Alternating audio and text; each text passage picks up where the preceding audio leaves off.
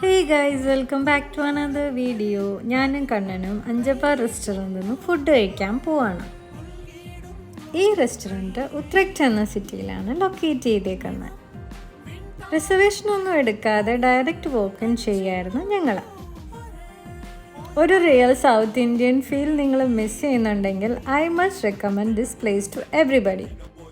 Drinks ആയിട്ട് ഞങ്ങൾ നന്നാരി സർബത്തും അതുപോലെ തന്നെ ബട്ടർ മിൽക്കും ഓർഡർ ചെയ്യും.